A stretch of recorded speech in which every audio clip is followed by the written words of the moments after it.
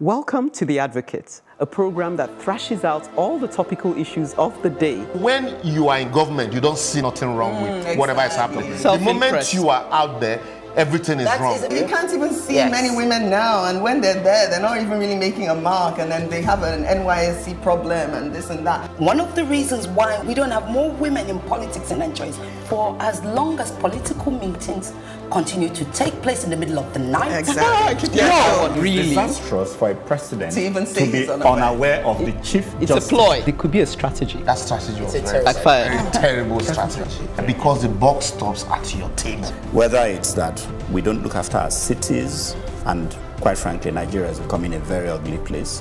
When you are the only one feeding the people with this news, and there is nobody countering them, it becomes, the news. Welcome to The Advocates, the program that never lets you settle into your comfort zone. Our menu for today includes an advocacy for legalizing of marijuana by fresh but seasoned advocates, Emeka. I know his name sounds like a kene, but you agree he looks nothing like a kene. Uche has had enough of jungle justice and call out our police and justice system. Chuka takes a militant approach to the Mother's Day celebration, essentially saying, put up or shut up. Ireti takes the Mother's Day challenge even further and asks why non-biological mothers shouldn't have their say on Mother's Day. Anyway, we'll wait to hear. My advocacy seems positively tame by comparison. I ask, why can't 1 + 1 be 3 or 4 when it comes to legal interpretation? So sit back and strap up as we prepare to take you out of your comfort zone. You're watching The Advocate on Plus TV Africa. It's not always united we stand. Lord Denny, Master of the Rolls, an English law lord of blessed memory, made a first class in mathematics, but did not in law. When he was asked why, he said, 1 + 1 is 2. As it is to a professor of mathematics, so it is to a layman on the street. But in any legal issues, there are no precise answer, even among the learned.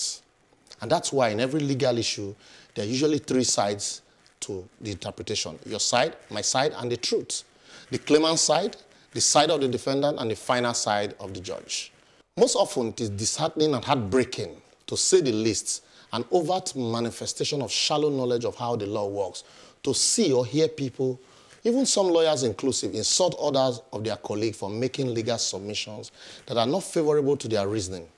Law, like English language, is not an instrument of mathematical precision. You might not agree with me, though. So that was really weird. Yeah. No, but what are you really saying? What are you saying? Yeah. That's what I want to ask. You see... That anything can happen. Really. So you can go into court and come out a loser. Yeah, exactly. When what usually happens is... You have it all. In Nigeria these days, everybody is a lawyer. Most especially when constitutional issues are raised. And so if you disagree with anybody, depending on their political leaning, sometimes you hear lawyers call you names. Okay. Oh, no, why will you be thinking that way? That's why, like I said, there are 3 sides to every story. You hear this side, you hear the other side. At the end of the day, let the court interpret. And that's why we say, like I always say here, the law is what the court says it is. And so, if you hear me interpret a legal position from my perspective, don't blame me. That's the way I'm saying it. You interpret it the way you see it. And until a court makes a pronouncement on it, even some cases, some people disagree with the court's interpretation. And so for me, really, it's not necessarily about the courts. It is about our political leaning and interpretations we give to constitutional issues in Nigeria. It's become so heated that in every issue you hear, take the Kogi election, for example, if you remember when the candidate died just before the final announcement. There was various interpretations by lawyers. It got to a point that people had to insult others for not knowing their interpretation of the position. Isn't that what, by imbibing a particular law, a part of the Constitution, you are then supposed to interpret it and apply it to, I don't know, whatever side you're on, the defendant, the claimant, or whatever. Isn't that what you're supposed to do anyway? That's what I don't understand, because yes, the Constitution is written there. The Constitution is very clear on certain things. But however, one thing we do know that we have in Nigeria, in my opinion, is that we have a Constitution that's actually against the people. So given that you know, lawyers like yourself and stuff, you're representing the ordinary person. Do you understand? I would like you to be able to say, you know what, this part of the Constitution may say this, but it favors my client in this way. Does that make sense? Partly, what I'm saying is, even in rule of interpretation in law, unlike mathematics, 1 plus 1 when you say 1 equals 2. plus 1 in Lagos is 2, 1 plus 1 in London is 2, 1 plus 1 in America is 2. But in rules of interpretation in law, statute of interpretations, there's what we call literal rule. If the words are clear and ambiguous, let the literal meaning apply. There's what we call the golden rule. There's what we call the mischief rule. What's the mischief intended, you know, this law intended to cure? There's other various interpretations. So it depends on the interpretation that that person is applying to it. And so if he applies his interpretation to favor his client, don't beef him. Well, that's what I'm saying. That I expect my lawyer to be able to do that. Exactly. So and then why the should other lawyer Chuka be angry? Something else. Why should Chuka now be angry that I'm arguing to defend you? Right, and you're talking about, when you say in this case, the other lawyer, the other side. Yes. But I think, again, I think it boils down to, I think you mentioned it earlier, that the way we are as a people. One of the things that I find with a lot of Nigerian lawyers is they regurgitate what they learnt in law school rather than present it. That's fallacious. That's fallacious. Fallacious or not, that's, like I said, what I've often seen is a regurgitation. But you see, you don't just see that regurgitation in the courts. You see it every single day. You've seen it in Chuka's topic a couple of episodes ago, where you said people continue to quote, almost like they don't have a mind of their own. It's a regurgitation. No, I want to come in there. No, I'm not saying about our people. No, what I'm saying is, what you're saying is that it applies to us as a people the way we But get. I want to disagree with that, because I think the problem we have in Nigeria is that actually I think people know the law so well that they use it to, you know, fit whatever situation they want it to fit. I mean, they use it to their advantage. So, for instance, there are cases that you would think would be black and white, but because they know the loopholes and you know which way to go with that law, they know how to interpret it in such a way that they get the judgment they want to get. Keyword should be, but they know the loophole. Yes, that means it is not certain. No. The majority of people know the law. So don't blame them when they exploit that loophole. You can't. I mean, if the loophole is there, the loophole is there. And I will never blame anyone for exploiting a loophole.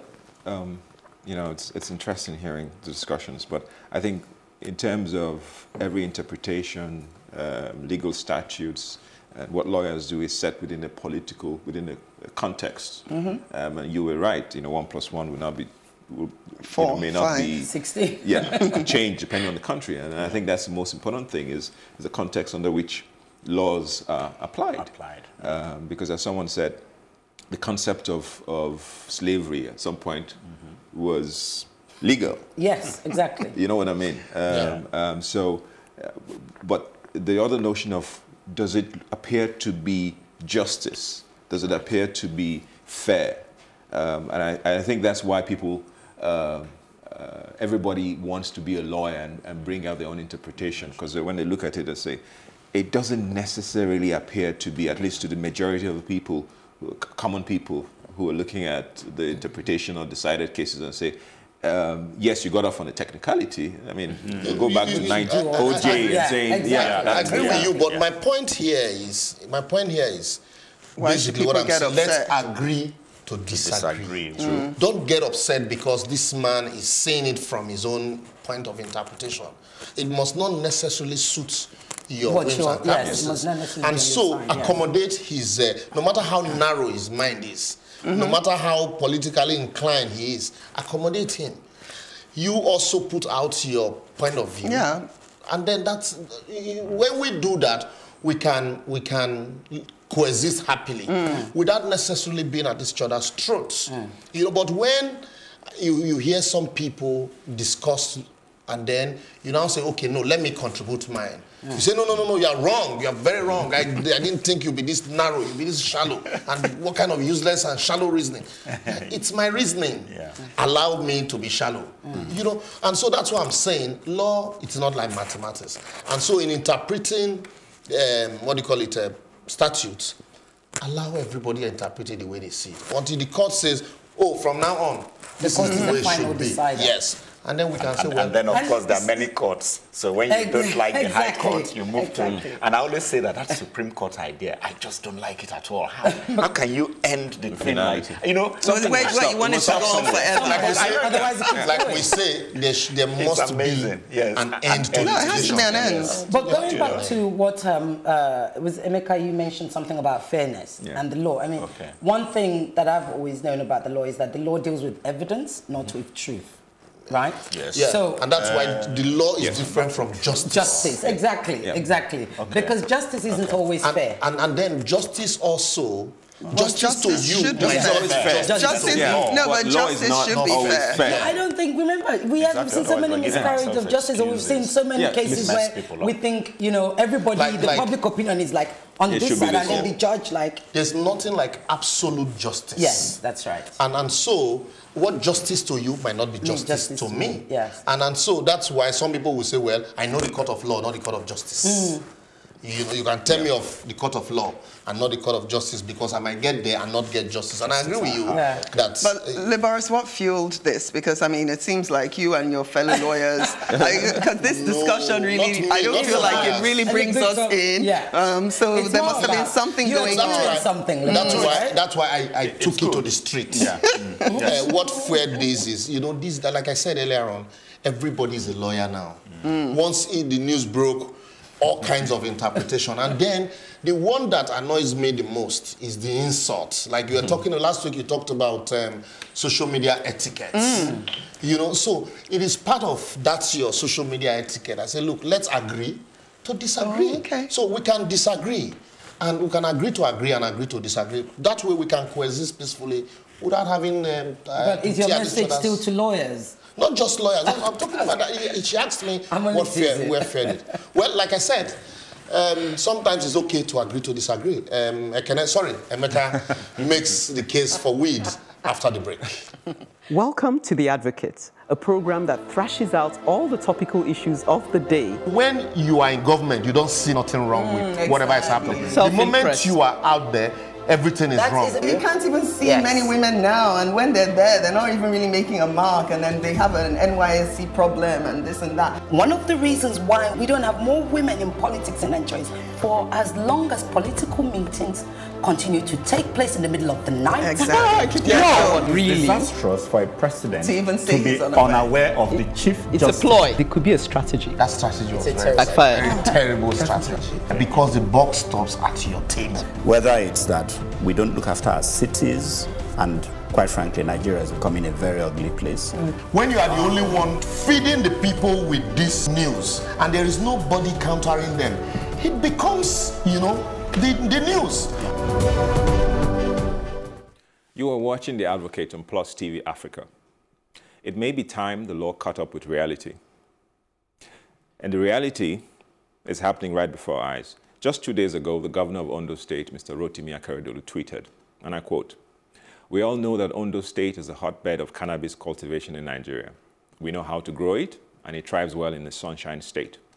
With an estimated value of $145 billion in 2025, we will be shortchanging ourselves if we fail to tap into the legal marijuana market." According to him, his focus is on the medical marijuana cultivation in controlled plantations under the full supervision of the NDLEA. It is important to note that he made this statement whilst on a visit to Thailand with the head of the NDLEA to ostensibly, according to him, study how cannabis can be of more advantage to the state and Nigeria at large, just the way the Thai government has done. So here we are in 2019, and it seems the tide for the continuing prohibition of marijuana is ebbing. More and more countries are taking steps to abolish the criminalization of marijuana completely, or at least allow the use of marijuana for medical purposes, which appears to be the focus of the governor, Akeredolu.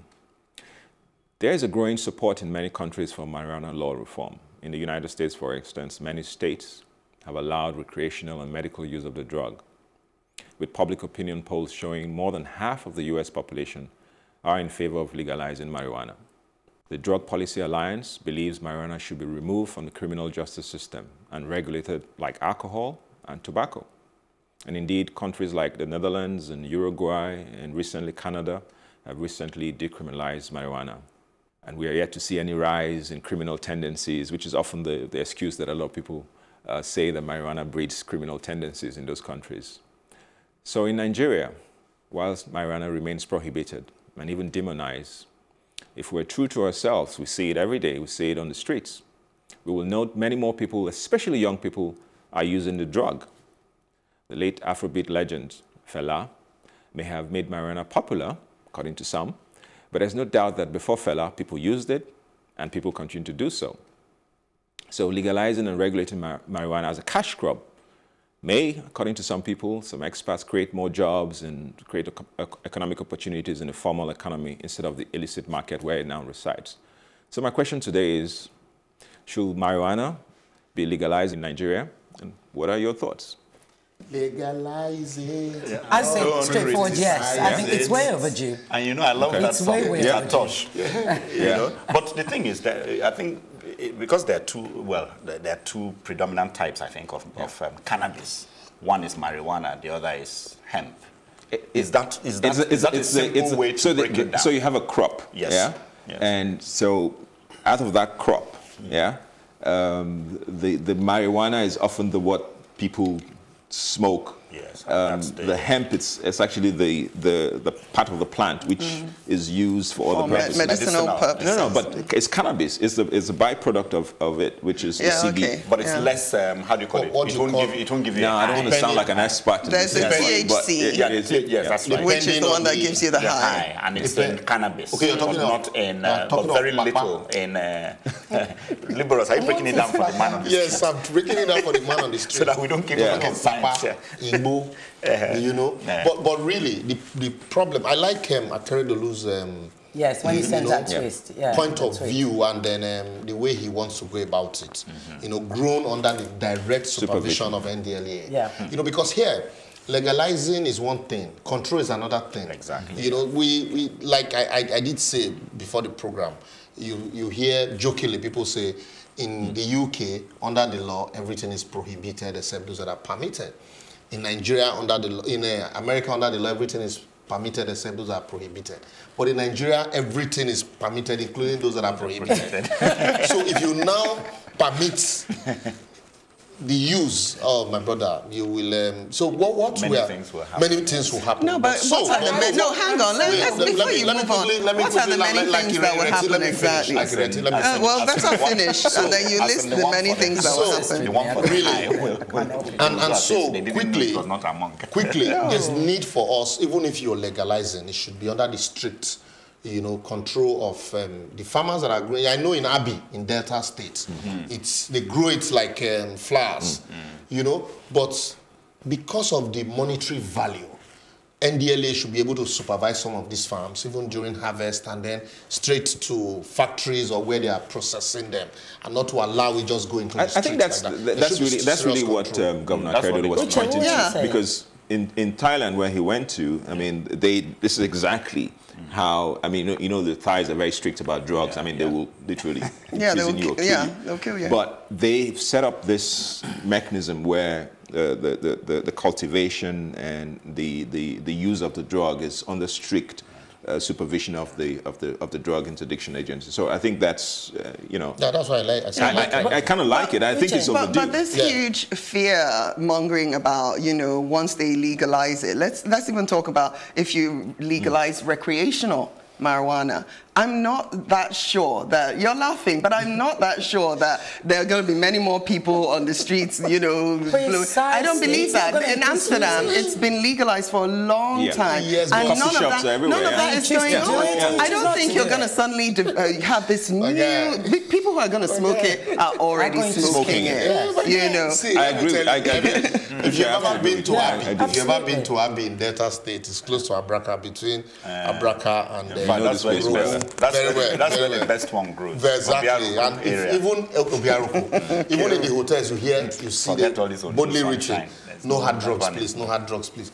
Because these places, without your knowledge, without you knowing, somebody serves you food with, you know, hemp, with the leaves. And so that's why even in Thailand, where it is legalized, I'm talking about in which country? Amsterdam.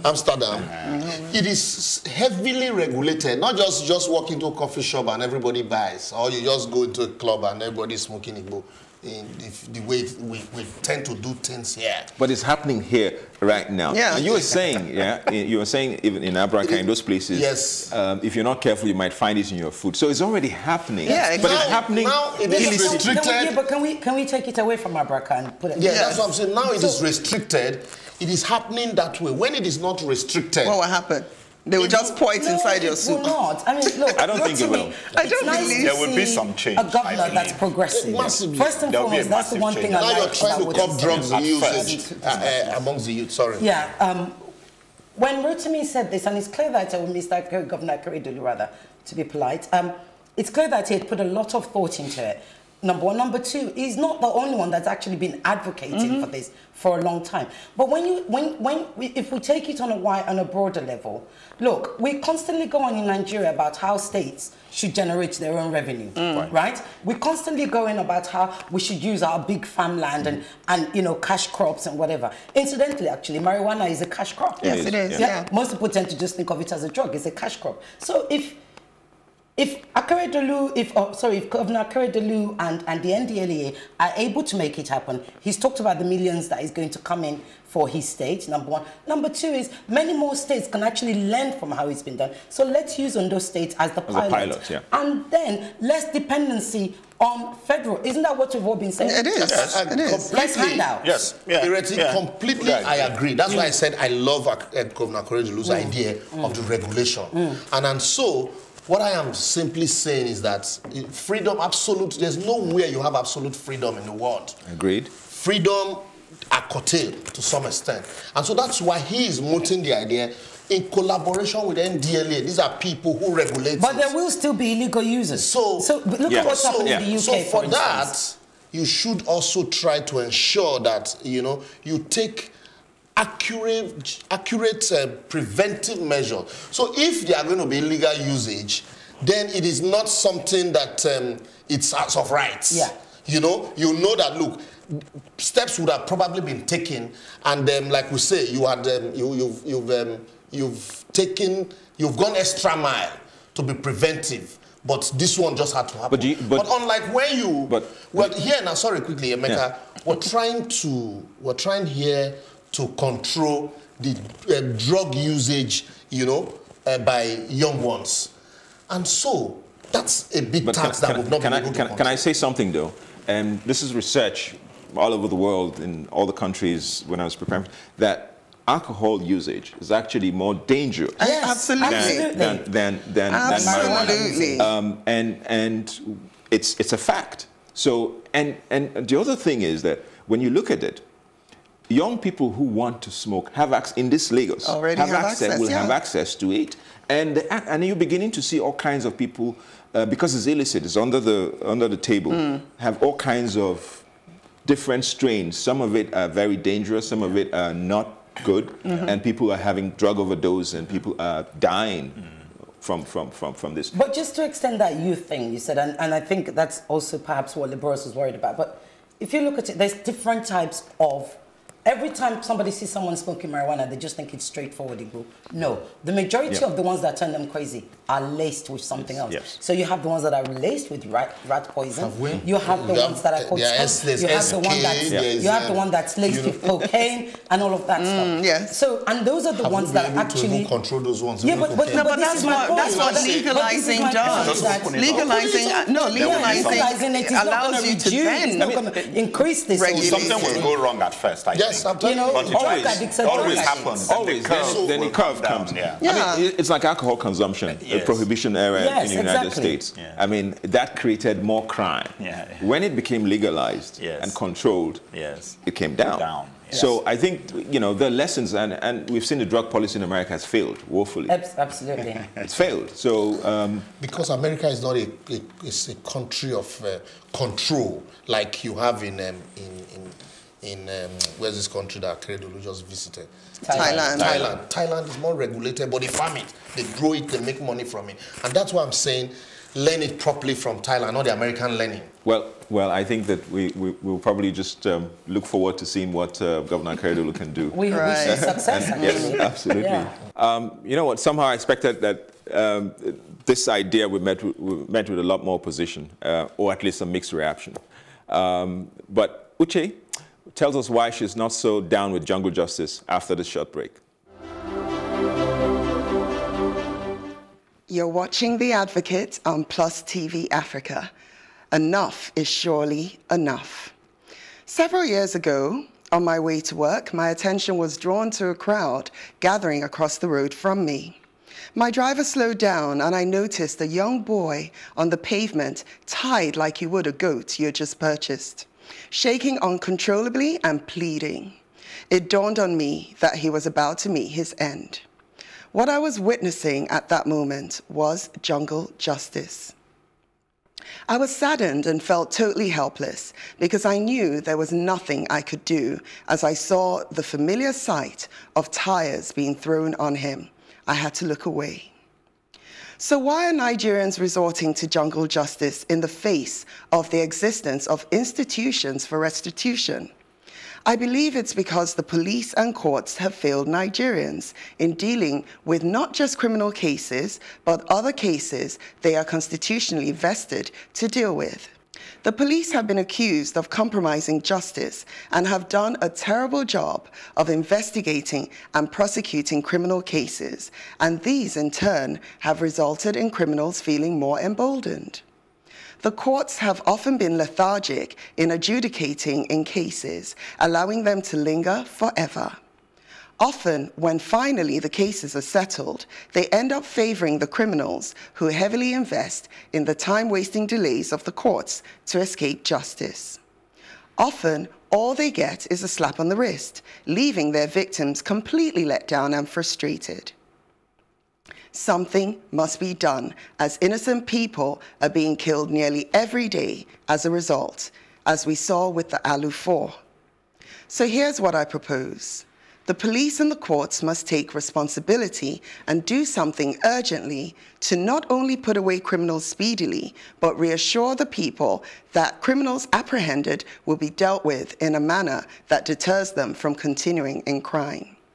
The fact is that the people have lost total confidence in the police and the courts to deal with criminals, hence the resorting to self-help becoming very attractive.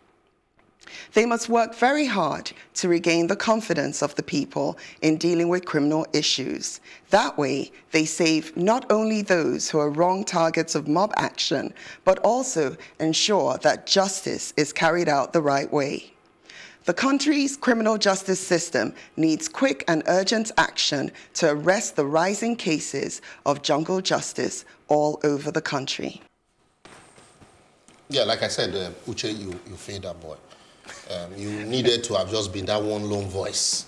And you probably joked one or two persons back to their reasoning, and they would have.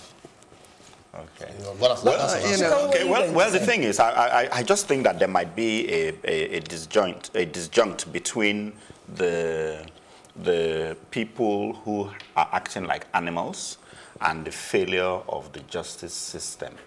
I'm not sure. I think there's something else that's causing this behavior, this animalistic behavior. And it's not just the failure of... I don't think it's so intellectually obvious that that's where it's coming from. No, do you mind if I just come in quickly? Before you come in quickly, partly, I partly agree with her when she said failure of the justice system, the policing, because even people who committed these wrongs, nothing happens to them. Some of them, before you know it, they all find their way back into the streets. And so we have a way of resorting to self-help. That's what we call self-help also. And so if the law or the justice, the criminal justice system is immediately, the instrumentality of it is immediately activated to deal with, cases, matters as they come, including those who resort to self-help, you won't have, you deter a lot of people from it. If you go back in time, this thing was very popular long before now, 30, 40 years ago. And I wouldn't say that the country was as messed up as it is today, even if it was in reality. And we were far less people anyway. We're not 200 million, so we thought a bit differently. that's why I say I think that there's something wrong. And I think it's cultural. Okay, it's not that our culture as Africans is animalistic, but we have. Let's face it. There's a disjunct from moving from our culture let me westernized just culture. bring Jungle justice bring is our it culture. to yes. It's our culture. We call it I don't know about no, I won't call it jungle justice. Sorry, please. Let me make this the reason why. Trial by ordeal. But it was okay. Let the advocate. Sorry, let me just because Chuka seems to not see the connection, and for me it's very clear. For instance, I read about there was this community where there were these boys who were terrorizing people on a daily basis. They would report it to the police won't do anything. Even if the boys go into the police cell or whatever, they'll be out and they'll be back to doing exactly what they were doing. So finally, the community were able to round up these boys, and at that point in time, they were not going to go back to the police who had been letting them down. Yeah. So what did they do? They burnt the boys. Yes. Okay, let's look at another during the elections. The police were right there when people were snatching ballot boxes and what have you. They weren't doing anything. What do you expect these people to do? It's almost like you're encouraging them to do these things. They burnt another human or set him on fire. I think he later died, but I don't know. I can't really. He didn't die. No, he didn't. Okay, but at least they set him on fire because they were there watching this man snatch ballot boxes. The police were there just watching him, and their votes were being stolen and destroyed. So there has to be a direct connection. If between, I don't know how you can say that there is. No. I'm not saying that there was absolutely no case where I took my jungle justice because police did not act. But I'm saying that I believe that jungle justice, no, I know, but there's many, that the jungle justice is actually somehow as if it's inbred. And there are cases. Let me justify that statement I made that you say is bizarre. Trial by ordeal. A woman's husband dies, and then you say she must have killed her. Yeah, okay. I'm telling you, you wash a dead body for somebody to drink, but then people will be there. But can I say, and not just that one. There's an accusation that somebody stole. You take the person to the shrine and say you must swear and you must die. And these are fallout. What we have today, this mob action are fallout of these practices.